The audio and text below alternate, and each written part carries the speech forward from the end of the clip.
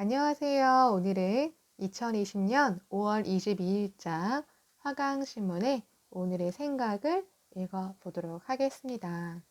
칭찬, 우리가 원하는 것. 서울시립대학교 교수 김대환님의 오늘의 생각입니다. 우리는 정말 다른 사람에게 의미 있는 존재가 되고 싶어 한다. 그런 점에서 사람은 의미를 찾는 동물이다. 누구도 자기가 무의미한 존재가 되는 것을 원치 않는다. 유명한 경제학자로 알려져 있는 아담 스미스가 뜻밖에도 인간학에 대해 다음과 같이 말했다. 인간은 선천적으로 사랑받길 원할 뿐 아니라 스스로 사랑스러운 사람이 되기를 원한다. 내가 사랑받고 있고 또한 사랑받을 자격이 있다는 사실을 알면 얼마나 행복할까? 반대로 내가 미움받고 있고 미움받아 마땅하다는 사실을 알면 얼마나 불행할까? 아무도 자신을 칭찬해 주지 않는다 해도 마음으로는 칭찬받을 자격을 갖추고 싶어 한다. 아무도 자신을 비난하지 않는다 해도 마음으로는 비난받아 마땅한 사람이 될까봐 두려워한다. 미국의 심리학자이자 철학자인 윌리엄 제임스도 다음과 같이 말했다. 인간은 내면 깊은 곳에서 다른 사람의 인정을 갈망한다. 방이 어지럽다. 설거지가 쌓여 있다. 회사에서 돌아온 남편은 화가 난다. 도대체 집에서 뭘 하고 있는 거야? 그러면 아내는 내가 뭐 하루 종일 집에서 노는 줄 알아? 당신은? 그러고는 하루 종일 자기가 바빴던 이야기를 속사포처럼 줄줄 쏟아낸다. 쏘아댄다. 아이들도 마찬가지다. 공부를 열심히 하지 않는다. 아빠나 엄마에 대한 예의가 바르지 못하다. 그래서 애들에게 퉁명스럽게 대한다. 그러면 애들은 자기 방으로 들어가서 나오지 않는다. 이웃이나 친구, 직장, 동료도 그렇다. 내가 인사를 하지 않고 지나치면 10중 8구 그도 그냥 지나쳐버린다. 내가 웃으며 인사하고 아는 체하면 그도 반갑게 맞아준다. 남이 나를 비난하거나 불편하게 대하면 그 사람은 금방 안다. 그리고는 거리를 두려고 한다. 부인이 오늘 입술을 빨갛게 바르고 나왔다. 남편은 기가 차서 빤히 쳐다본다. 여보, 나 오늘 예뻐? 왜 그렇게 쳐다봐? 그런데 남편은 차마 말을 못하고, 너무 예뻐. 라고 말하면 부인은 금세 얼굴에 미소가 핀다. 자기가 인류의 여배우처럼 예쁘지 않다는 것을 안다. 그래도 너무 행복하다. 그런데 뭐야 그게 부끄러운 줄 알아야지 라고 쏘아대면 어떻게 될까? 남편도 마찬가지다. 어쩌다 남편이 잘난 척 한다. 자기도 한다. 정말 잘나서가 아니라 잘난 척 하는 것이라고. 그런데 부인이 맞아. 그게 당신의 장점이야. 그러면 남편은 금세 행복해진다. 부인이 어쩌다가 사랑하는 여보 힘내세요 라는 문자를 보내면 알 수 없는 힘이 솟는다. 뭐랄까? 가족을 위한 책임감 같은 것이 생겨난다. 미국의 유명한 사업가 록펠러 이야기다. 한 번은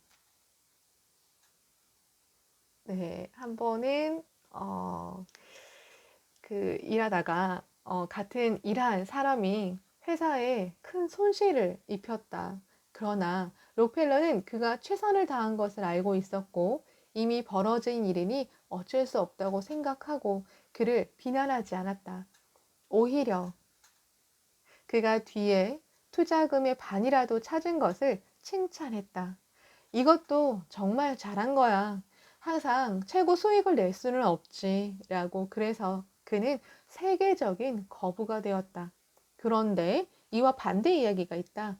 무더운 여름 농장의 안주인이 하루 종일 일한 남편을 위해 저녁밥으로 건조한 무더기를 내어 놓았다. 여보, 저녁 식사하세요. 남편은 머리 끝까지 화가 나서 당신 정신 나간 거 아니야? 라고 소리를 쳤다. 그러자 아내가 말했다. 20년 넘게 당신의 식사를 준비했어요. 그런데 당신은 거기에 대해 한마디도 한 적이 없어요. 그래서 나는 당신이 뭘 먹어도 상관없는 줄 알았죠? 칭찬에 인색한 남편에 대한 부인의 무언의 저항이었다. 미국의 한 연구소에서 아내들이 가출한 원인을 조사했더니 주된 원인이 나의 호의를 감사히 받는 사람이 없어서였다고 한다. 남편들의 가출 원인도 아내와 같았다고 한다. 나의 호의를 감사히 받는 사람이 없다는 것은 내가 사랑받을 자격이 없다는 생각을 들게 한다. 아내나 남편, 자식, 부모님, 친구들에게 맛있는 음식을 대접하거나 용돈을 줘서 할 일을 다 했다고 생각하면 곤란하다. 무엇보다 그들에게 칭찬을 아끼지 않아야 한다. 그런데 칭찬은 진심에서 우러나야 한다. 어떤 아내가 자존감 향상 수업을 들었다. 50대, 60대가 되면 자존감이 굉장히 떨어지는 경우가 있다. 애들은 다 성장해서 친구를 만나러 밖으로 돌고 남편은 사회생활로 바빠서 혼자 집에서 덩그러니 남아있다 보면 더욱 그렇다. 어느 날 아내가 수업 과제를 받았다. 내가 더 좋은 아내가 되기 위해 어떻게 하면 될지 6가지만 고칠 것을 알려줘 봐요. 남편은 즉각 말하지 않고 좀 생각해보고 내일 아침에 말해주겠다고 했다. 아, 이 사람이 이제 사람이 되었군. 이제 뭔가를 고치려고 하는군.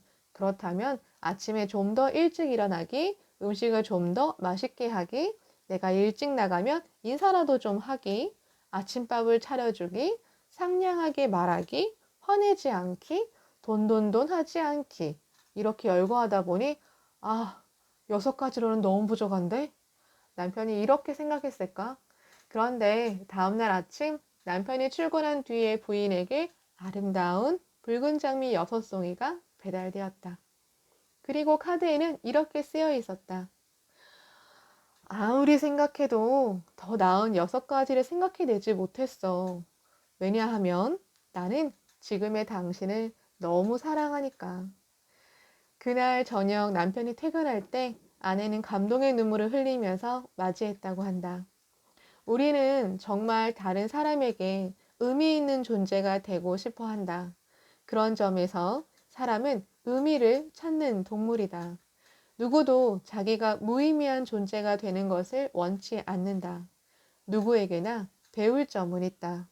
최선을 다해서 상대방의 장점을 찾고 그것을 진심으로 칭찬해 나간다면 우리는 좋은 인간관계를 맺고 자신의 성장뿐만 아니라 주변에도 좋은 영향을 끼쳐서 아름다운 사회를 만들어 갈 수 있을 것이다.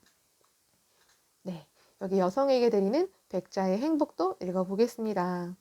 누구도 죽음을 피할 수 없다. 죽음을 자각하고 직시하는 데에서 참된 철학 탐구가 시작된다. 좋은 일생을 후회 없이 살아온 사람에게는 죽음의 공포가 없다. 남을 위하여 힘쓴 존귀한 일생은 사람들에게 감사와 경애로 보답받는다. 감사합니다.